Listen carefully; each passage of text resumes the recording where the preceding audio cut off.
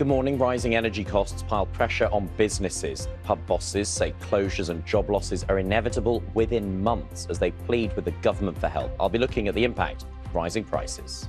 This morning's front pages, let's see what's dominating. Let's start off then with the Financial Times, which reports on an emergency intervention on energy prices being considered by Brussels, including major structural reforms to the energy market.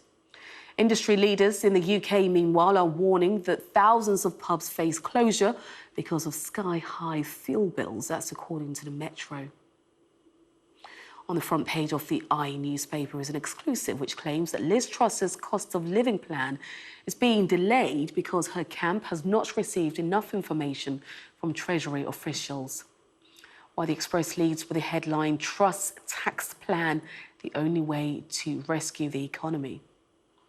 The Times leads with the Tory leadership frontrunner's ambition to approve a series of oil and gas drilling licences in the North Sea. And looking then to The Guardian, which warns of potential school closures after leading Conservatives say that soaring energy costs could lead to the school week being reduced. And The Telegraph reports on a study from Oxford scientists finding that stains are not to blame for body aches. And the fangs can only get better. That's the Daily Star's lead story, which warns of owners abandoning their poisonous exotic pets because of the cost of living crisis. We've got all the newspapers for you, starting with The Guardian. The cost of living crisis continues to dominate many of the front pages.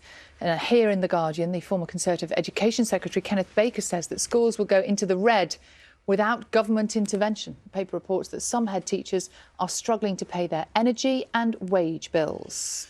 Another big cost of living story on the front page of the Metro this morning. They're focusing on that warning from brewery bosses that thousands of pubs could shut forever unless the government steps in to help them cope with rocketing fuel bills. Ben's going to have more on that story in the next half hour. He's been looking into that for us. And The Times reports that the Tory leadership frontrunner Liz Truss plans to quickly approve a series of oil and gas drilling licences in the North Sea if she is elected next week.